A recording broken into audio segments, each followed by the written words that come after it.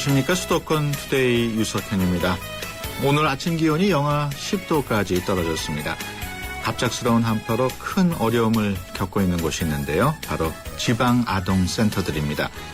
후원이 끊긴 곳이 많아서 난방을 제대로 하지 못하고 있다는데요. 잠시 뒤에 자세한 내용 알아보겠습니다. 서양 미술사 이야기 시간에는 김민성 큐레이터와 함께 다빈치 코드보다 더 재미있는 미켈란젤로 코드에 대해서 이야기 나눠보겠습니다. 2부 만나고 싶었습니다. 준비되어 있습니다. 영혼을 울리는 파페라 테너 임영주 씨 만나보겠습니다. 방송 중에 궁금한 내용 있으시면 샵 0945로 문자 주시기 바랍니다. 짧은 문자 50원, 긴 문자 100원의 이용료 있고요. YTN 라디오 어플리케이션 ES로도 참여할 수 있습니다. 네, 1월 9일인가요? 네, 목요일 수도권 투데이 시작합니다.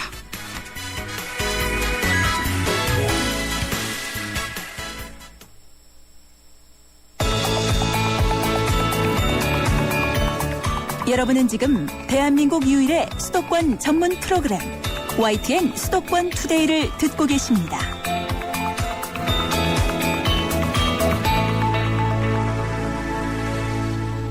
네, 투데이 이슈 점검 시간입니다. 새해 첫 한파주의보가 발령됐습니다.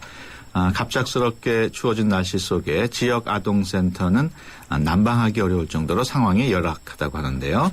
어린이재단 여인미 경기지역본부장 전화로 연결해서 자세한 내용 알아보겠습니다.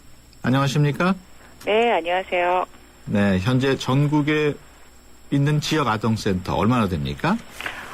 전국에 4,036개 지역 아동센터가 있고요. 네. 경기도에 가장 많은 지역 아동센터가 운영되고 있습니다. 그렇군요. 725개의 센터에서 2986명의 아동들이 센터를 이용하고 있는데요. 네. 이 센터에는 국민기초생활수급권자 아동과 흔히 이제 사각지대라고 불리기도 하는 최상위 계층, 기타 저소득 계층의 아이들이 네. 주로 이용하고 있습니다. 그렇다면 그런 지역 아동센터는 운영이 어떻게 후원만으로 되어 왔습니까? 어떻습니까? 대부분의 이제 보조금이 일부는 있긴 한데요. 네. 실상 센터가 생겨나면서 운영 실적이 2년 미만인 센터의 경우에는 네. 정부에서 보조하기에는 역부족인 상황인 듯합니다. 그래서 네. 신생 지역 아동센터가 자립을 할 때까지는 100% 민간기관의 도움이 필요한 것으로 보이고요. 네. 2년 이상 운영을 하는 센터에게는 센터당 월 395만 원, 400만 원 가까운 보조를 하고 있는데 네. 대부분 센터장과 생활복지사의 임금을 제하고 나면 네. 급식비나 운영비라든가 또 이제 프로그램을 또 돌려야 하잖아요. 아이들에게 네. 서비스를 하기 위해서 그런 비용을 충당하기에는 어려운 것이 현실입니다.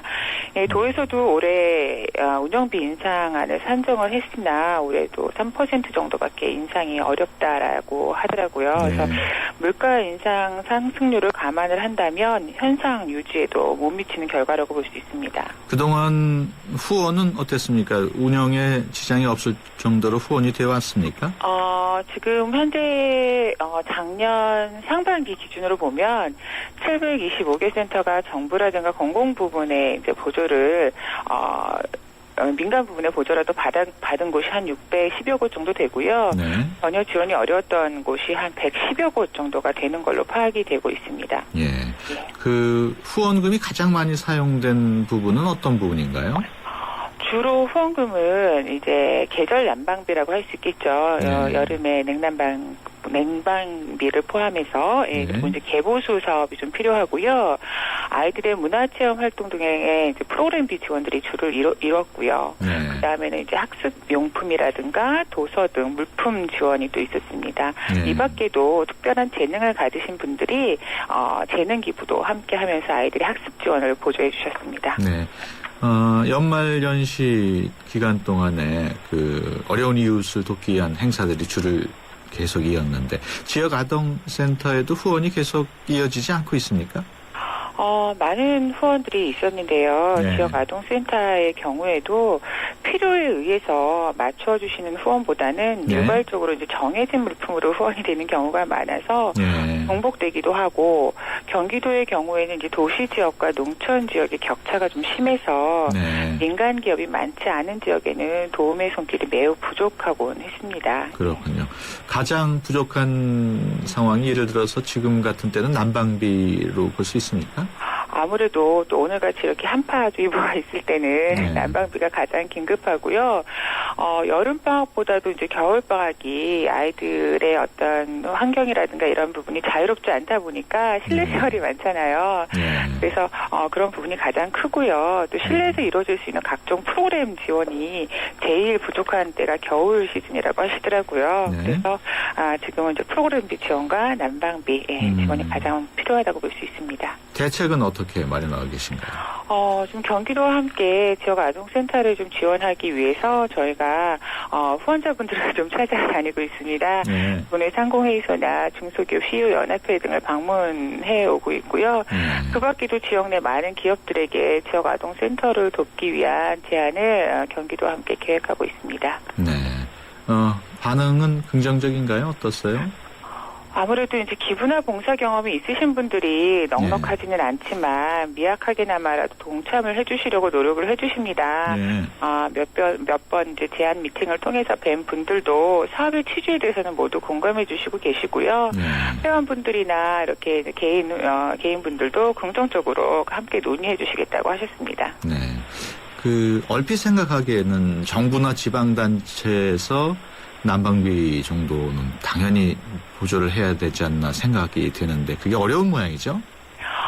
아무래도 이제 한정된 예산으로 지원을 하기는 어려움이 있고요. 또 센터가 이제 욕구 대비해서 이제 많이 생겨나야 하는 상황인데 그 부분을 전부 다 수용하기에는 아무래도 어려움이 큽니다. 일반 아동시설 경우 같은 경우에는 눈에도 크게 띄고 하니까 도움을 받기도 쉬운 반면에 주거 지역 내에 자리 잡은 지역 아동센터다 보니까 규모도 작고 홍보도 많이 되지 않고 그러다 보니 순수하게 이제 국고보조라든가 이런 보조금만으로 운영을 하기에는 아무래도 여력이 어려운 상황입니다. 네, 지역 아동센터라는 게 커다란 건물이 아니고 그냥 그때그때 건물 빌어서 쓰는 게 대부분인 모양이죠? 대부분 이제 또 월세로 운영을 하고 있다 보니까 보조금으로는 또 월세 운영이 어렵습니다. 그래서 순수하게 이제 후원금만으로 충당을 해야 되는 부분이라서 제일 어렵고요. 말씀하신 것처럼 큰 건물을 가지고 있는 것이 아니라 지역 동네 내에 작은 공부방처럼 일정 규격의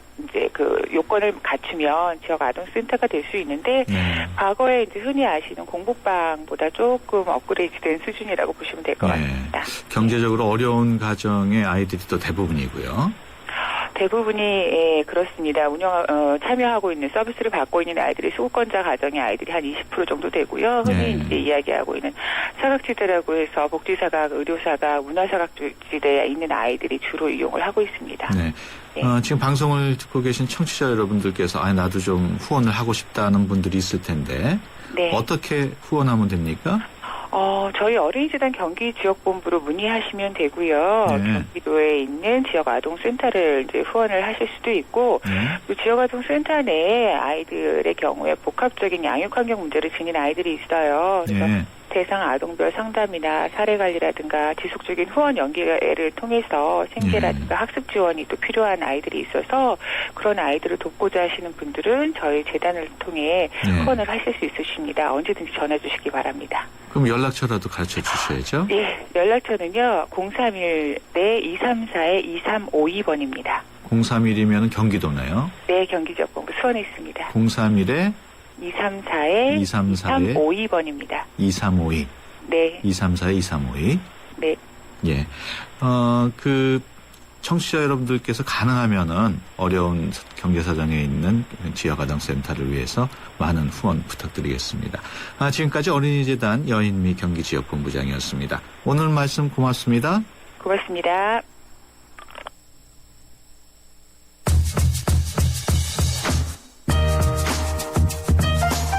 (2014년) 신년을 여는 음악회가 풍성하게 준비되어 있습니다.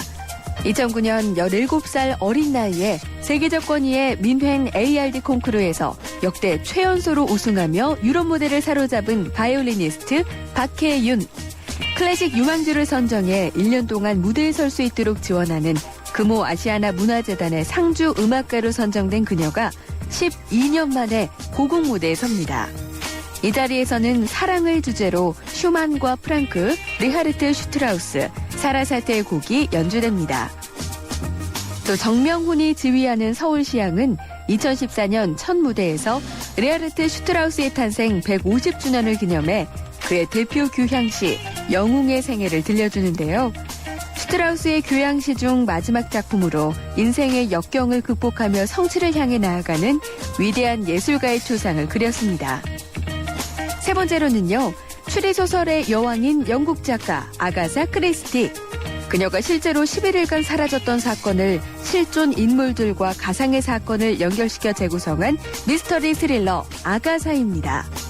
인기 작가라는 명성 뒤에 감춰져 있던 한 여인의 정신적 고통과 외로움을 보여주는 창작 뮤지컬로 공연 프로듀서로 우뚝 선 김수로와 대학로 스타 연출가 김태영 씨가 손잡고 만든 작품입니다. 꽁꽁 얼어붙은 추운 날씨지만 문학의 소식만은 따뜻하게 느껴지네요. 투데이 컬처 TV였습니다.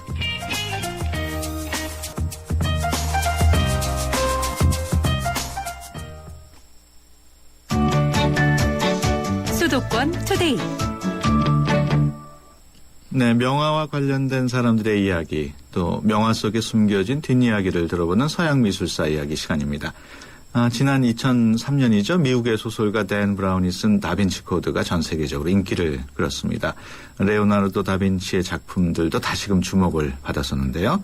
같은 시대에 레오나르도 다빈치와 어깨를 나란히 했던 미켈란젤로의 작품에도 특별한 암호가 숨어 있다고 합니다.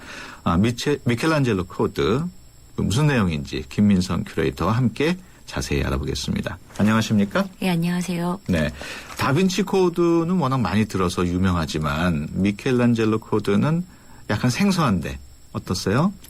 예, 저희가 지난 시간에 만났던 천재 다빈치가 태어난 뒤 한 20년쯤 지나서 네. 다빈치와 비견할 만한 또 하나의 르네상스 천재 화가인 미켈란젤로가 태어납니다. 네. 그러니까 영화나 소설을 통해서는 다빈치 코드가 많이 알려져 있는 반면에 네. 이렇게 미켈란젤로에 대해서는 어떤 암호가 있는지 잘 모르고 있는데요. 네. 그래서 오늘 저희가 이야기할 얘기는 그 미켈란젤로의 대작인 천지창조를 통해서 네. 미켈란젤로 코드의 이야기를 한번 해보려고 합니다. 네. 청지창조라고 하면은 그 바티칸 교황님 사시는 네. 거기 시스틴 성당 천정에 그려 있는 그림이죠? 예, 맞습니다. 그 지난해 그 교황 선출식이 이 시스틴 예배당에서 있었어요. 네. 그래서 이제 유명해졌는데 이 예배당 안으로 들어가면 높은 천정 위로 미켈란젤로가 그린 천지창조가 이제 장대하게 펼쳐져 있습니다. 네. 94년에 보수공사를 마치고 그리고 지난 20년 동안 이 천지창조에 대해서 굉장히 많은 연구가 있었는데요.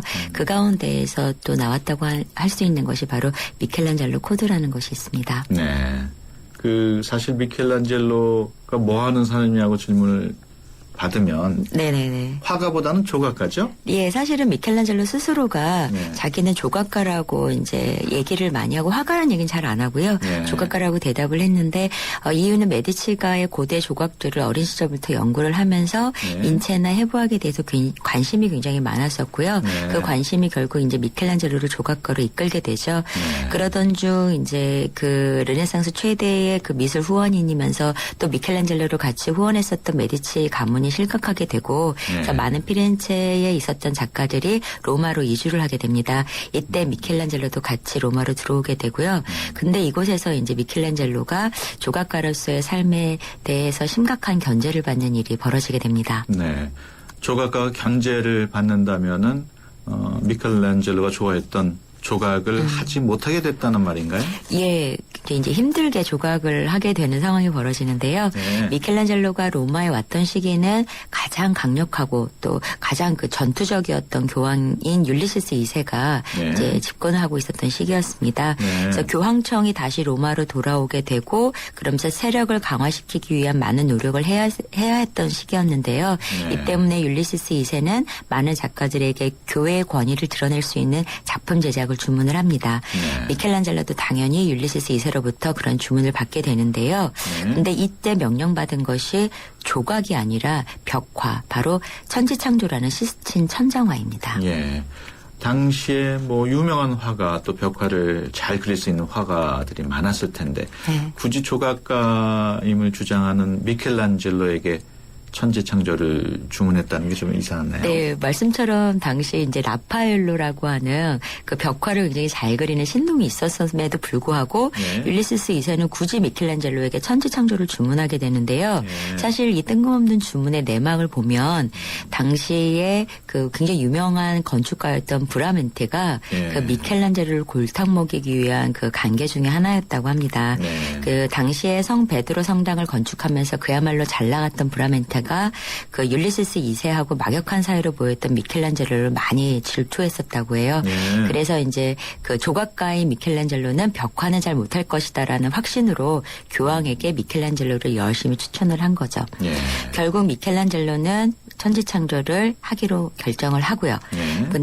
당시에 사실은 벽화는 대부분 프레스코라는 기법으로 제작이 되어 있었는데요. 네. 이 기법은 매우 정교한 기술을 필요로 하기도 하지만 손상도 쉽게 되어서 아주 힘든 그러한 기법인데 네. 이거를 천장에다가 벽도 아니고 네. 그리라고 했으니까 브라멘테가 그 미켈란젤로를 제대로 골탕 먹인 건 맞습니다. 네. 그래서 1508년부터 미켈란젤로는 시스틴 천장화를 주제로 그 천지창조를 그려내기 시작을 하죠. 그래서 이때 여러분이 잘 아시는 아담의 창조도 그 작품 가운데 하나고요. 네. 어쨌든 미켈란젤로는 고개를 90도로 꺾고 붓질을 하면서 열심히 했지만 그의 머릿속에는 계속 인체에 대한 관심, 해부와 그 자기 그 조각 세계에 대해서 가득 차 있었습니다. 예. 그 아담의 창조라는 그림이 그 아담이 이렇게 손가락 검지를 이렇게 예, 맞습니다. 예. 그 맞붙어 있는 그죠? 네네 하느님하고 같이 네. 이렇게 맞붙어 있는 건데요. 예. 그렇다면 천지창조에 숨겨놓은 미켈란젤로 코드는 아무래도 인체에 대한 비밀이 있을 것 같은데. 네, 맞습니다. 네. 그 미켈란젤로는 그 조각가로서 인체 해부학의 작가적 지식을 그 천지창조 곳곳에다 펼쳐놓기 시작을 합니다. 네. 그래서 율리시스 2세가 근데 혹시라도 이런 자신의 그런 어떤 고집이나 이런 것들을 눈치채면 상당히 피곤해지기 때문에 네. 최대한 은밀하게 이제 그러한 뜻들을 펼치게 되는데요. 네. 사실 미켈란젤로는 교황이든 누구든 자신의 어떤 조각에 대한 열정을 느그러뜨리지 못한다는 것을 아주 소심하게 보여주는 그런 암호를 그 천지창조에 펼쳐놓기 시작을 하죠. 그렇군요. 그 대표적인 작품으로 천지창조의 한 부분인 아담의 창조를 들 수가 있습니다. 아, 그럼 아담의 창조에도 미켈란젤로 코드가 들어있다는 얘기네요. 예, 맞습니다. 가장 많이 이제 강렬하게 드러나 있는데요. 미켈란젤로는 그 이 천장을 진행을 아주 천천히 하고 하기 싫으니까 너무 이제 율리시스 2세의 속을 많이도 태웠고요. 네. 율리시스 2세가 도대체 언제 끝나냐 하고 물어보면 완성되면 곧 끝나겠죠라는 식으로 대답을 하면서 그게 굉장히 천천히 작업을 하다가 네. 이제 어느 순간부터 굉장히 속도가 붙기 시작을 하는데 네. 그 시점이 바로 아담의 창조를 제작하던 시점이라고 할 수 있습니다. 아담의 창조를 가만히 보면 오른편에 조물주가 있는 부분이 인간의 뇌의 두개골 단면하고 거의 동일하다고 볼 수가 있어요. 그래서 뇌의 그 두개골 해부 단면하고 비교해서 보면 뇌의 마루엽과 관저엽을 나누는 띠고랑이 조물주의 어깨를 가로지르면서 왼팔 아래로 내려가고 바로 아래에 있는 천사의 엉덩이를 따라 연장되어 있고요.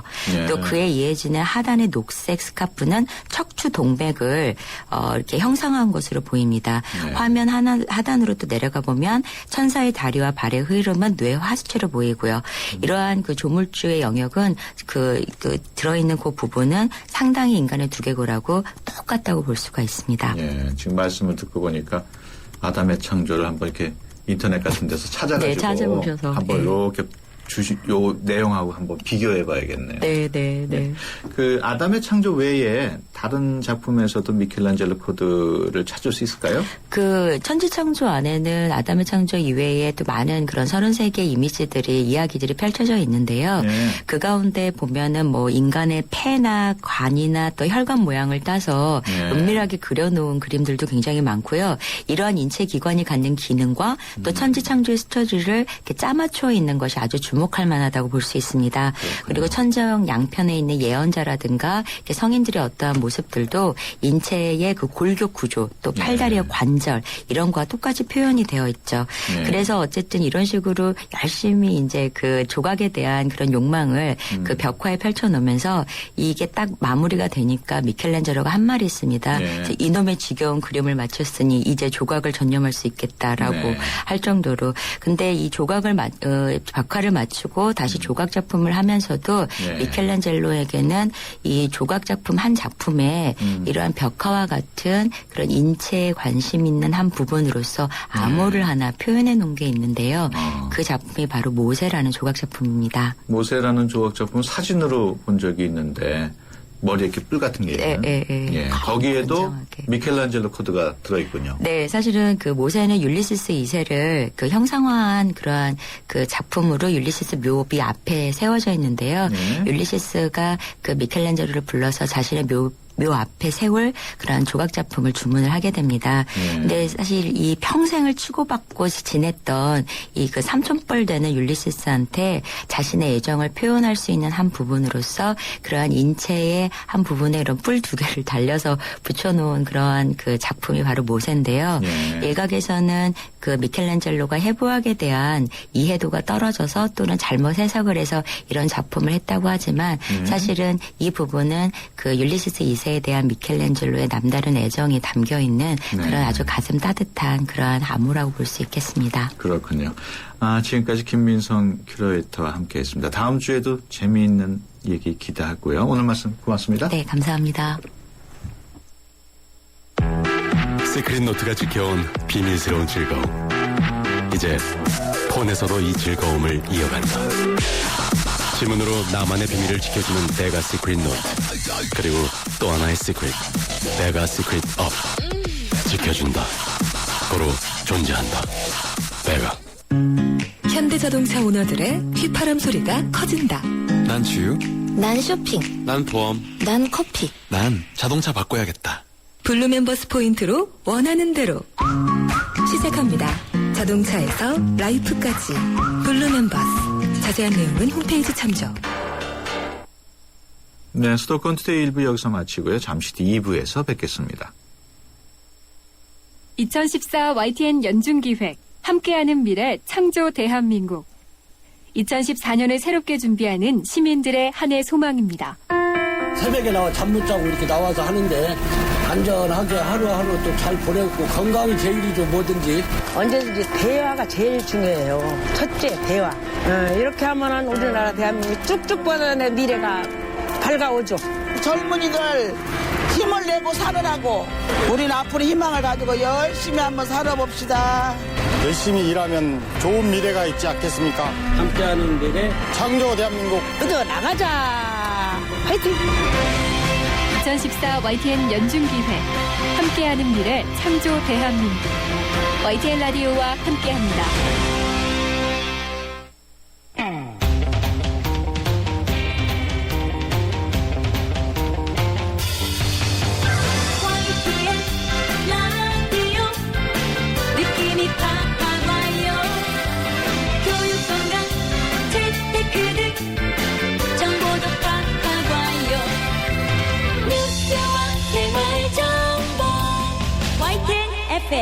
수도권 투데이.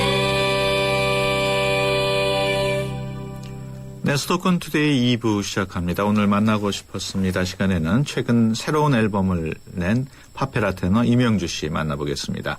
무려 8년 만에 새 앨범을 냈는데요. 클래식 차트 1위에 올랐다고 합니다. 이명주 씨 그동안 어떻게 지냈는지 얘기 나눠보겠습니다. 방송 듣다가 궁금한 내용 있으신 분들은 샵 0945번으로 문자 주시기 바랍니다. 짧은 문자 50원, 긴 문자 100원의 이용료 있고요. 전화 02771국에 0945번으로 전화 주셔도 좋습니다. 수도권 투데이 2부 먼저 뉴스 브리핑부터 듣고 오겠습니다. 이윤지 아나운서 전해주세요. 네, 수도권 뉴스 브리핑입니다. 서울 노원구청이 관내 노점을 철거하는 과정에서 고등학생이 포함된 용역을 투입했다는 의혹이 제기돼 경찰이 수사에 나섰습니다. 서울 동대문경찰서는 지난달 말쯤 용역업체가 고교생 동원 의혹을 제기한 전국 노점상연합회 북서부 지역장 김모 씨를 명예훼손 혐의로 고소했다고 밝혔습니다. 노원구청은 보행 불편 민원을 이유로 지난달 24일 민간 용역업체에 의뢰해 노원역과 하계역 인근 노점 19곳을 철거했습니다. 서울 서부지방검찰청은 회사가 소송을 하고 있는 상대를 비하하는 내용의 증권과 정보지를 작성해 유포한 혐의로 효성그룹 임원 57살 안모 씨에 대해 구속영장을 청구했습니다. 안 씨는 지난해 말 홍보실 직원에게 효성그룹 조성래 회장의 차남 조현문 씨의 언론홍보대행사 대표 53살 박모 씨를 성적으로 비하하는 내용을 담은 증권과 정보지를 만들어 유포하도록 지시한 혐의를 받고 있습니다. 오늘 총파업이 예고됐던 홈플러스 노사가 막판 교섭에서 극적인 타결을 이끌어냈습니다. 홈플러스 노조는 어제 오전 10시부터 15시간 동안 마라톤 교섭을 벌인 끝에 오늘 새벽 1시 잠정 합의안을 이끌어내 총파업을 철회한다고 밝혔습니다. 지금까지 수도권 뉴스 브리핑이었습니다.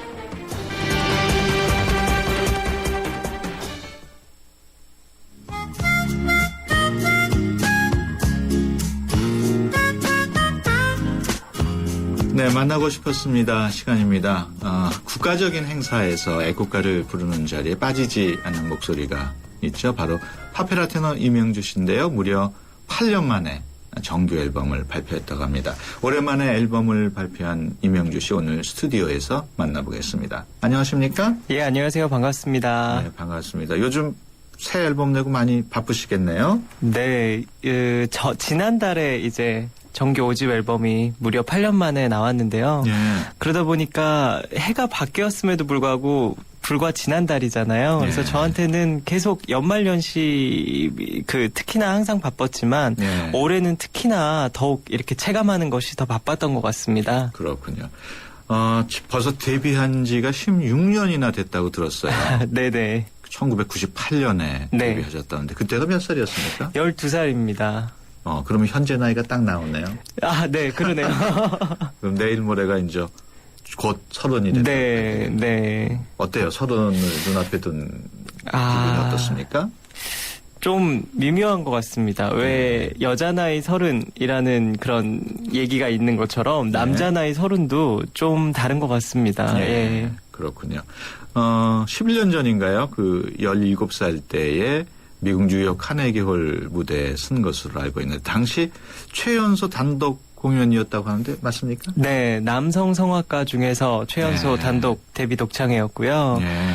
저한테는 11년 전인데도 불구하고 아주 생생하게 제 머릿속 그리고 가슴속에 추억으로 돼 있습니다. 네. 그때 기분이 어땠어요? 너무 일단 떨렸고요. 예. 너무 큰 자리고 제가 카네기홀 데뷔를 그렇게 일찍 할지도 상상도 못했었던 일이고 예. 기적이었죠. 예. 예. 그럼 그때 오신 분들은 네네. 주로 교민들 포함해서 네네. 그때 반응은 어땠어요?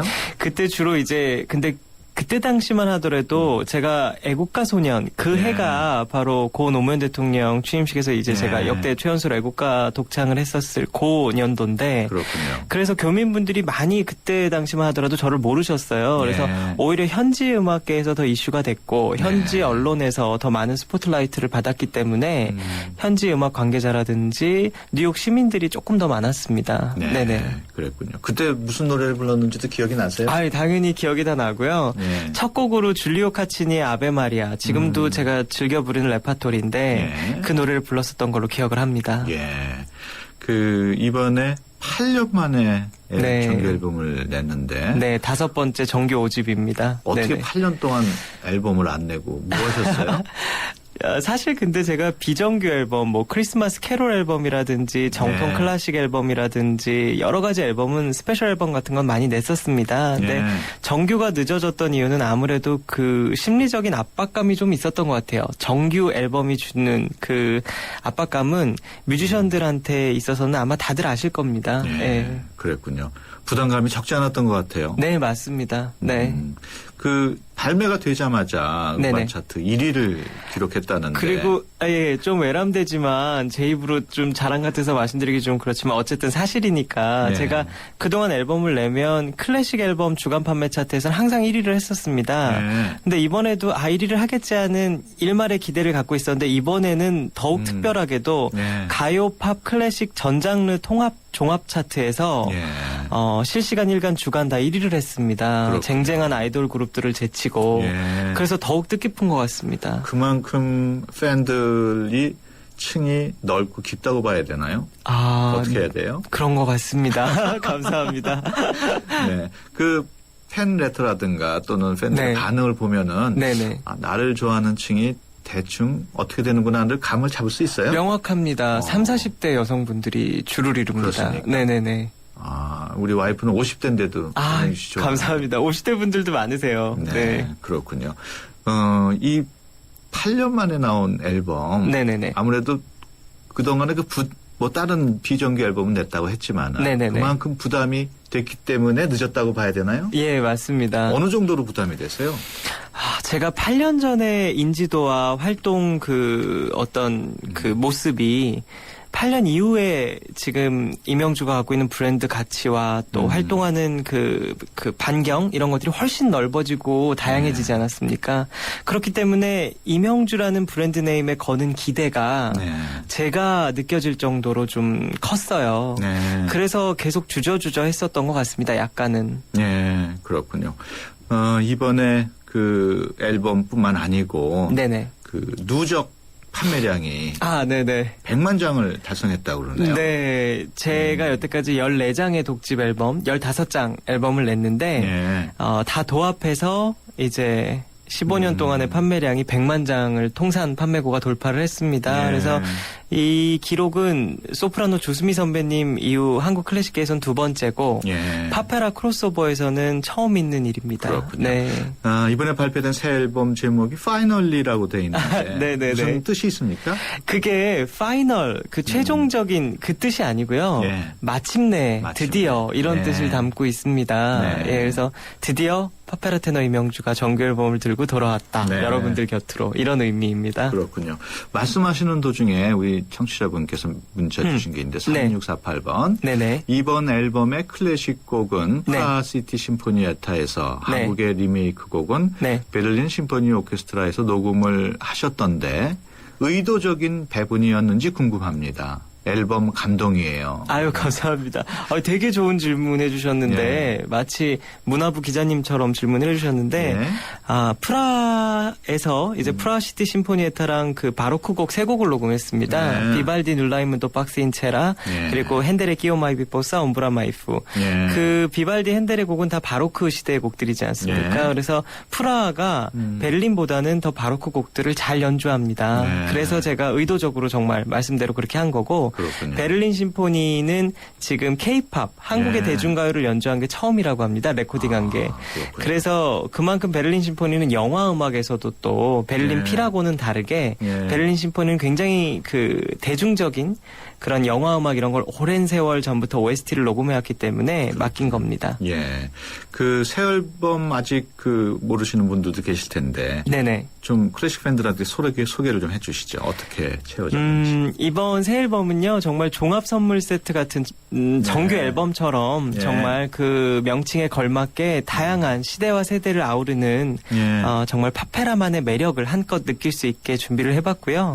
또 타이틀곡인 할 수가 없어는 제가 작사에 참여를 했고 굉장히 서정적이고 애처로운 파페라 발라드입니다. 그래서 저를 위해 작곡된 창작곡이고 그래서 8년 만에 발표하는 창작곡이니까 많은 사랑 부탁드립니다. 그 클래식 음반 벌써 1위를 달리고 있는데 그 새 앨범 중에서 한 곡을 좀 들어볼까요? 네.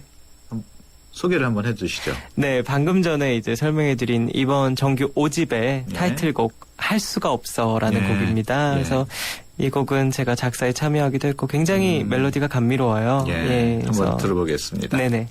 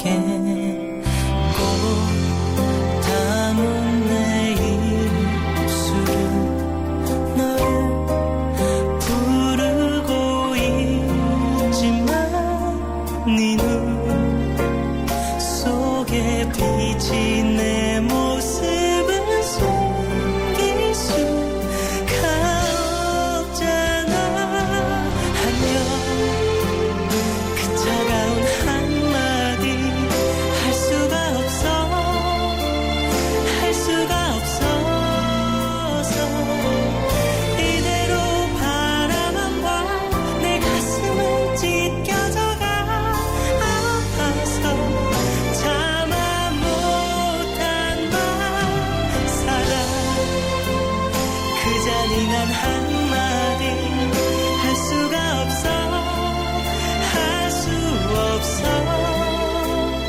너를 미워해도 미워지지 않잖아 나만 아프면 잊혀질 거야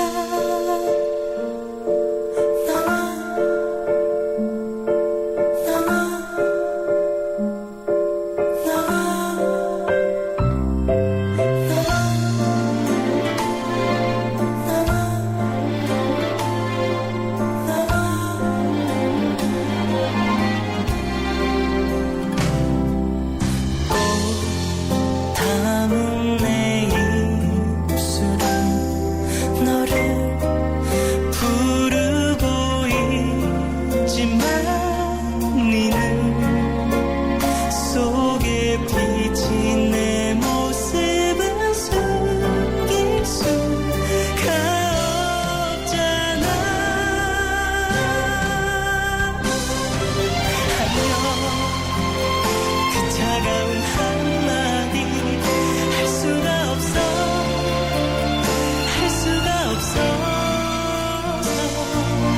이대로 바라만 봐 내 가슴은 찢겨져가 아파서 참아 못한다 살아 그 잔인한 한마디 할 수가 없어 할 수 없어 너를 미워해도 미워지지 않잖아 나만 아프면 잊혀질 거야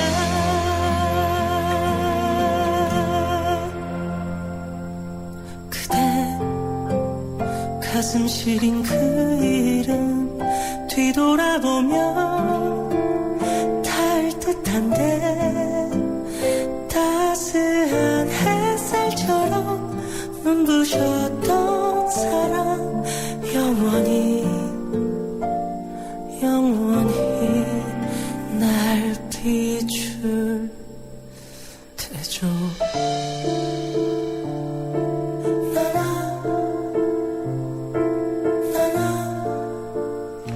네, 이명주 씨의 새 앨범 가운데 한 곡 들어봤습니다. 또 노래 듣는 도중에 문자 들어온 게 있어요. 5005번 형주 오빠 이번 앨범 짱 좋아요. 보내주신 분이 있고요. 감사합니다. 1074번 클래식과 대중의 가교 역할을 하고 싶어서 파페라를 선택하셨다고 하던데요. 본인의 음악 클래식 시장에 얼마나 기여했다고 보십니까? 야, 이분도 정말 무슨 전문 칼럼니스트 같은 질문 해주셨는데요. 네. 다들 요즘 팬분들 혹은 팬분들이 아니더라도 굉장히 음악 듣는 수준, 지식이 해박해지신 것 같은데, 예. 아주 좋은 질문입니다. 예. 제가 맞습니다. 클래식과 대중음악의 가교 역할을 하고 싶어서 크로스오버 파페라를 한 거고요. 예.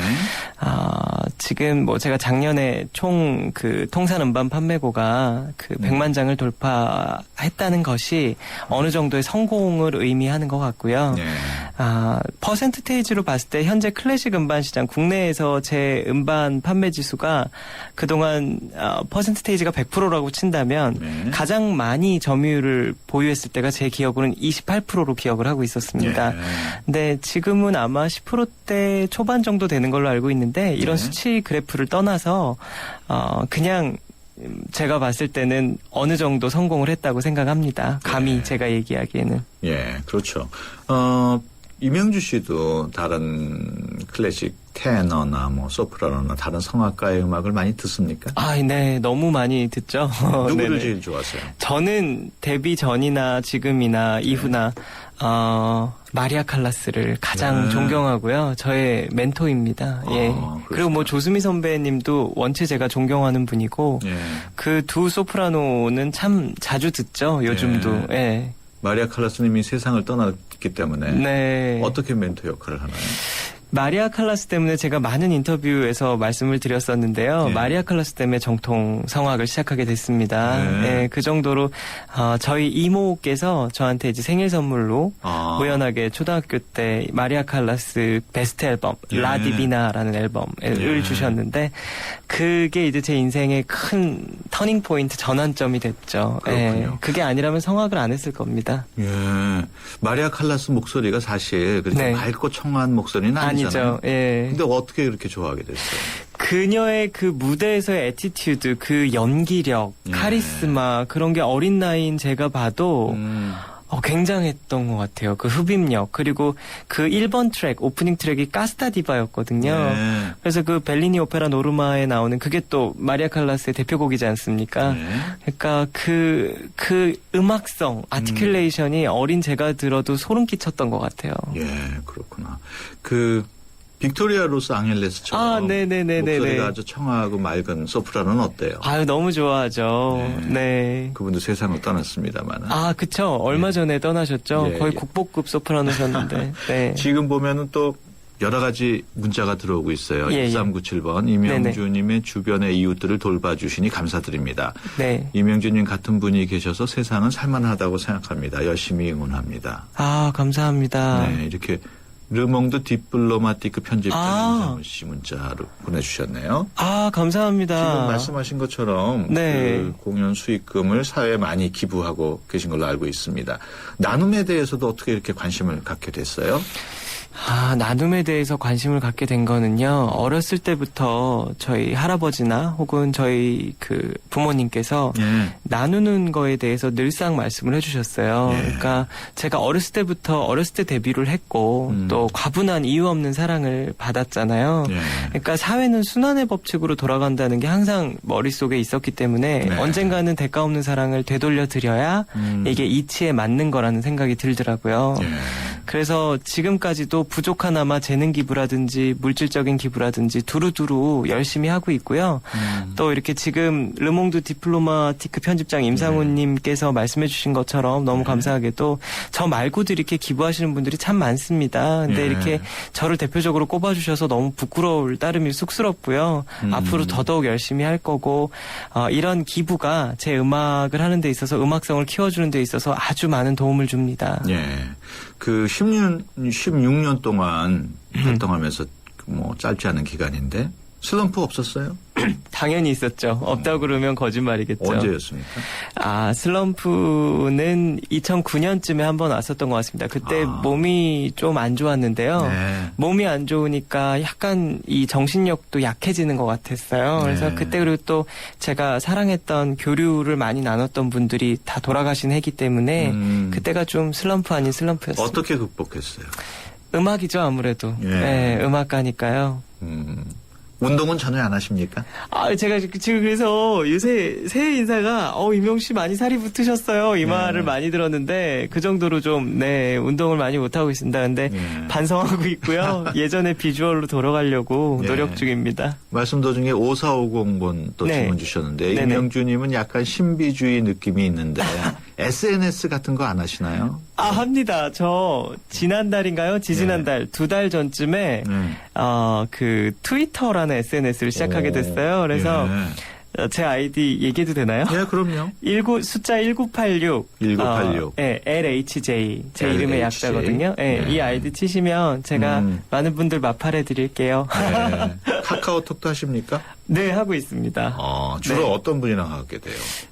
그거는 뭐 주변 지인분들 하고 있고요. 또 페이스북도 페이지라고 해서 이게 공식 그런 이런 연예인분들, 저같이 이렇게 유명인 분들을 이렇게 페이지를 만들어 주시더라고요. 그래서 그건 친구 맺기는 안 되지만 그것도 지난달부터 하고 있습니다. 그렇군요. 카카오톡도 하고 트위터도 하고. 카카오톡은 더 이전부터 해왔고요. 전부터 해왔고요. 지금 뭐 말씀을 나누다 보니까 시간이 워낙 빨리 지나가서 얼마 남지 않았습니다만은 혹시 하시는 건 아닌가요? 나중에 이런 질문도 들어왔어요. 아니 근데 저 질문은 제가 몇 해 전부터 되게 많이 받는 질문이거든요. 근데 제가 뭐 아이래 안 합니다라고 말하는 것도 되게 웃긴 게요. 사람 인생은 정말 한 치 앞도 못 보지 않습니까? 네. 예, 그래서 지금은 당연히 아니죠. 현 시점에선 당연히 아닌데 제가 네. 워낙 신문 읽는 거를 좋아합니다. 또 네. YTN 애청자이기도 하고요. 그래서 네. 언젠가는 정말 나이가 좀 들어서 잘 혹시 모르겠습니다. 또 YTN 라디오 같은데서 시사 네. 프로그램 같은 거 진행하실 생각은 없어요? 웰컴입니다. 하고 싶습니다. 그렇군요. 그래서 이렇게 역사에도 관심이 많으시고 네. 에세이도 내셨다고요? 네. 2011년에요. 지난 예. 2011년에 제가 모 종합일간지에서 지금 3년 3개월 좀 넘게 네. 그 개건고전 칼럼니스트로 활동을 하고 있습니다. 네. 그래서 그거 이제 하면서 글쓰기에 자신감이 조금 붙은 것 같아요. 예, 그래서 그렇군요. 책을 또 내기도 했었습니다. 네. 지금까지 파페라 테너 이명주 씨와 함께 정신없이 얘기하다 보니까 시간이 다 됐습니다. 오늘 말씀 고맙습니다. 예, 초대해 주셔서 감사합니다. 침대는 과학이다. 침대과학 50년이 이룬 세계 최고 기술력. 배우던 나라에서 가르치는 나라로. 우리 침대에서 자기 할 것이다. 전 세계인을. 에이스 침대. 커피. 프림의 가장 많은 첨가물 카제인도. 두 번째 많은 첨가물 인산염도. 전혀 넣지 않은 대한민국 단 하나뿐인 커피. 좋은 커피란 이런 것. 커피를 바꾼 좋은 생각. French Cafe Cafe Mix Nouveau. 네, 수도권 투데이 오늘 순서 여기서 마치겠습니다. 내일 오전 9시 10분에 다시 찾아뵙겠습니다. 지금까지 프로듀서 박준범, 기술감독 김동철, 구성작가 최유미, 진행의 유석현이었습니다. 함께해 주신 여러분 고맙습니다.